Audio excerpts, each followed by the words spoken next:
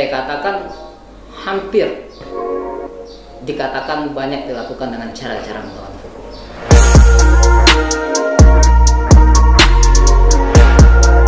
Kami seluruh puskesmas dan dibantu oleh aparat kampung dan kecamatan melakukan yang namanya kelompok stunting. Iya. Kembali bersama saya dalam Dialog Lugas bersama Tuki Andi. Sekarang saya ke Pak Arisandi. Bung Arisandi di mana? Ini setelah kita berbincang panjang lebar tadi, ada hal yang perlu kita sampaikan lagi nih. Iya, terima kasih Tuki Andi. Iya. Jadi sedikit kami tambahkan, kami sampaikan di season terakhir ini. Iya. Pada intinya dana BOK ini ialah dana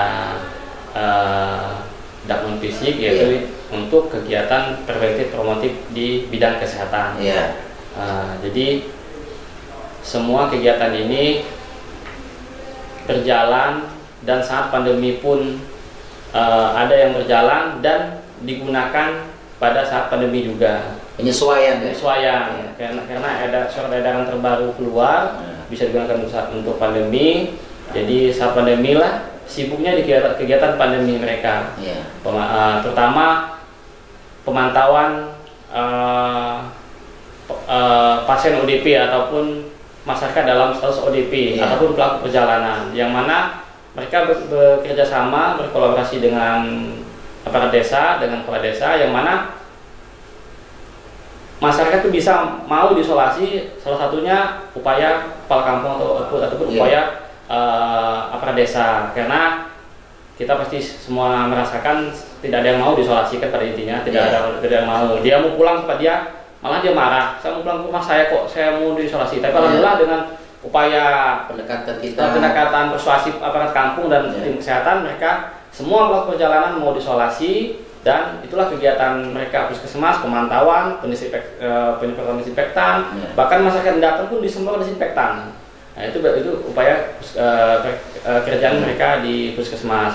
Dan alhamdulillah kami dinas mengapresiasi kerja maksimalnya puskesmas pada penanganan COVID-19, terbukti dan kita lihat dan kita rasakan sampai saat ini, dan kita semua tahu sampai saat ini alhamdulillah tulang bawang terjadinya COVID ini, tulang bawang masih sampai saat ini tercatat di zona hijau. Jadi belum pernah tulang bawang tercatat di zona merah.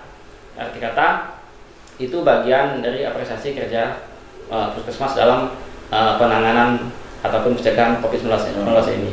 Oh iya. Oke. Saya ke Bu Tanti nih, Bu Tanti. Ini sedikit tambahan, Bu Tanti. Masyarakat banyak mengeluhkan adanya COVID-19 dan peraturan kita yang menjaga jarak, ya sesuai dengan protokol kesehatan lah ya. Nah ini mereka berobat juga agak susah ini, Bu Tanti, kesehatan. Rata-rata mereka bilang kalau mereka ke puskes, kalau suhu badan tidak memenuhi syarat mereka suruh pulang. Itu gimana ini penjelasannya, Bu Tanti? Terima kasih. Ya. Jadi dari awal kalau di puskesmas itu kita screening suhu tubuh memang. Jadi di depan kita ada termogan yang memeriksa suhu tubuh pasien tersebut. Jadi kalau memang dia tidak di bawah 37 itu memang boleh melakukan pemeriksaan ke dalam.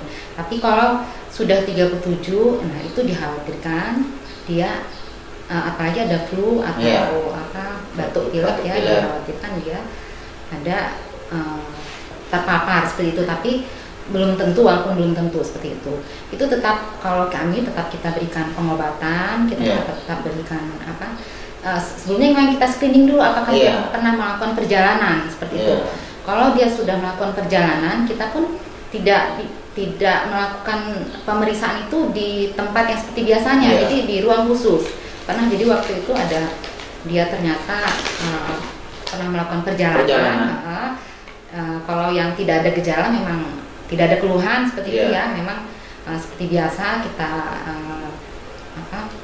layani. Tapi kalau memang ada keluhan, misalnya dia ada batuk pilek itu, langsung kita memang nanti silakan ambil di obat di bidan ini seperti itu. Kemudian dia harus dilakukan isolasi mandiri seperti itu ya. Dan kita memang ada grup WA itu kalau di puskesmas kami ada grup WA orang-orang yang melakukan perjalanan dari luar, apalagi saat itu sempat banyak yang pulang dari Jakarta, dari kota luar karena kondisi ekonomi yang keluar dari pekerjaan seperti itu. Jadi kita buatkan grup orang-orang yang ODP seperti itu. Per desa kita ada grupnya yang dibantu oleh kader dan bidan desa seperti itu. Jadi kalau mereka ada keluhan atau gejala, langsung bidan desa memberikan obat dan keluarganya yang ngambil ke bidan desa. Kalau di seperti tempat kami seperti itu tetap dilayani. Iya, artinya prosedur terjalan. Iya, tetap berjalan. Dia malah tambah menyebar, tetap ada. Kita khawatir ke petugas juga dan ke pengunjung yang lain di puskesmas seperti itu. Berarti ada dilema juga di bagian kesehatan kita. Tempat kami ya seperti itu. Jadi parno gitu kalau ada batuk pilek seperti ini, jangan kita kena enggak ini ya, tapi kita sudah protokol ketat. Semua yang melakukan pelayanan terhadap pasien memang harus lengkap. Dan baju-bajunya juga harus langsung, nggak boleh dipakai saat itu. Oke, Bang Arno, bagaimana Pak? Terkait pada masa pandemi ini, kalau dari saya sendiri, mudah-mudahan dan insya Allah kegiatan puskesmas itu masih tetap terkontrol. Ya. Dan apabila dicurigai atau diindikasi terjadinya kesalahan dalam penggunaan box, pasti kami langsung turun. Kami langsung menghimbau dan memberi arahan bagaimana sebenarnya cara penggunaan box yang baik dan benar sesuai dengan surat edaran yang berlaku dan jenis gitu. Terima kasih. Oke, Bang Junaidi Arsad. Baik. Terlepas ada terkait dengan polemik COVID-19 atau tidak, pelayanan kesehatan itu wajib untuk berjalan. Karena itu menjadikan prioritas negara untuk memberikan kesehatan, menjamin kesehatan warganya. Hadirnya negara diwakili oleh pemerintah kabupaten dan disalurkan lewat tenaga medis yang berupa PNS atau non PNS. Ya.